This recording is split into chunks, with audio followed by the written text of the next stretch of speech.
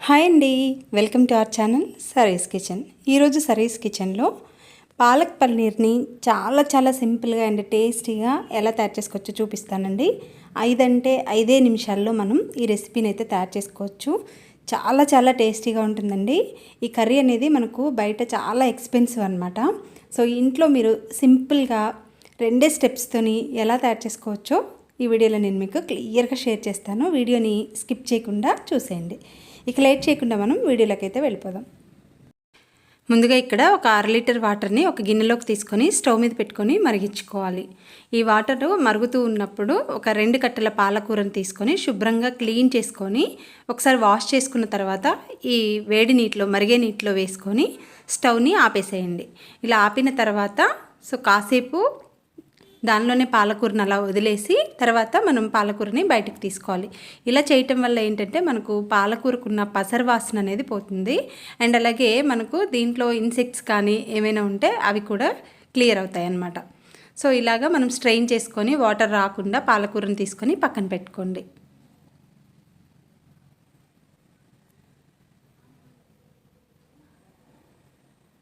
తర్వాత స్టవ్ వెలిగించి ఒక ప్యాన్ పెట్టుకొని మనం దేనిలో అయితే కర్రీ చేసుకుందాం అనుకుంటున్నామో అదే ప్యాన్ పెట్టుకోండి. తర్వాత దీనిలోకి 4 నుంచి 5 లవంగాలు వేసుకోండి. అలాగే కొద్దిగా దాల్చిన చెక్క, అలాగే ఒక ఇలాచి, కొద్దిగా జీడిపప్పుని వేసుకొని కాస్త ఫ్రై చేసుకోండి.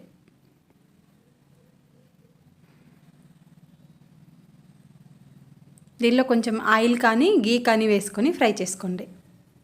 ఇవి కొంచెం ఫ్రై అయిన తర్వాత ఇప్పుడు దీనిలోకి ఒక టమాటోని పీసెస్గా చేసుకొని వేసుకోండి. ఒక టమాటో సరిపోతుందండి.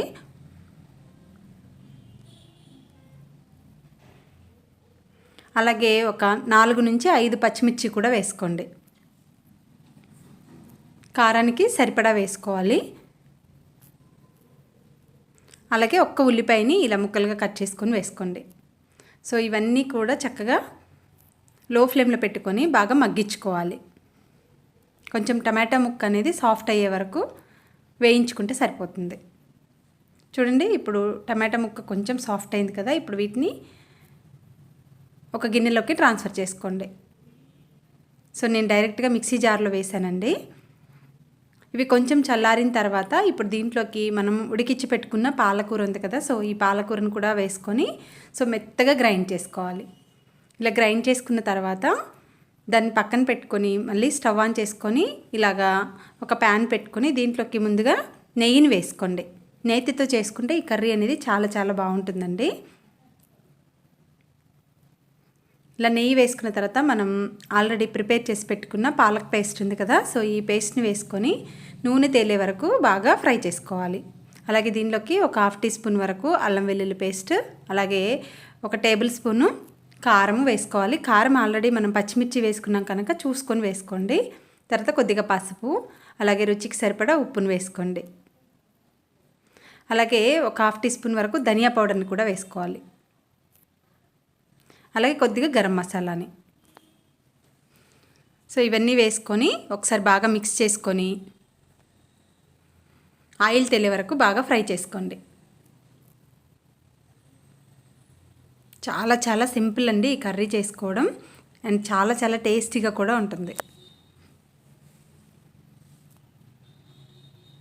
సో ఇలా మూత పెట్టుకొని కాసేపు మగ్గించుకోండి. సో ఇక చూడండి, పైన చుట్టూ ఆయిల్ అనేది తేలింది కదా. అలాగే దీనిలో ఉన్న వాటర్ కూడా కొంచెం ఇంకిపోతుంది. ఇప్పుడు దీనిలోకి ఒక 1/2 గ్లాస్ వరకు వాటర్ యాడ్ చేసుకోండి. సో ఇలా వాటర్ యాడ్ చేసుకున్న తర్వాత ఇప్పుడు మనకి థిక్గా ఉంటుందండి గ్రేవీ అనేది. సో దీనికి కూడా మళ్ళీ ఒక 2-3 నిమిషాల పాటు లో ఫ్లేమ్లో బాగా కుక్ చేసుకోవాలి. అయిన తర్వాత నేను పన్నీర్ అయితే వేయించట్లేదండి, డైరెక్ట్గా వేసేస్తున్నాను. మీరు కావాలి అంటే నేతిలో కొంచెం ఫ్రై చేసుకొని తర్వాత కూడా వేసుకోవచ్చు. ఫ్రై చేస్తే గట్టి పడతాయేమో అని చెప్పి నేను డైరెక్ట్గానే వేసాను పన్నీర్ని. సో ఇలా పన్నీర్ వేసుకున్న తర్వాత ఒక 2-3 నిమిషాల పాటు కుక్ చేసుకోండి మూత పెట్టుకొని. తర్వాత దీనిలోకి ఫ్రెష్ క్రీమ్ని యాడ్ చేసుకోండి. అలాగే కొంచెం నెయ్యిని కూడా యాడ్ చేసుకోండి. సో నెయ్యి ఫ్రెష్ క్రీమ్ రెండు వేసుకోవడం వల్ల టేస్ట్ అయితే చాలా చాలా బాగుంటుంది. సో అంతేనండి, మనకు కర్రీ అనేది రెడీ అయిపోయింది. పైనుంచి కొద్దిగా కసూరి మెత్తిని ఇలాగ క్రష్ చేసుకొని వేసుకోండి. అంతే, మన రెసిపీ అనేది రెడీ అయిపోయింది. సో వీడియో నచ్చితే మాత్రం తప్పకుండా లైక్ చేయండి, షేర్ చేయండి, అలాగే నా ఛానల్ని తప్పకుండా సబ్స్క్రైబ్ చేసుకోండి. మీరు కూడా ట్రై చేసి రెసిపీ అనేది ఎలా వచ్చిందో కామెంట్ సెక్షన్లో షేర్ చేయండి. Thank you for watching friends.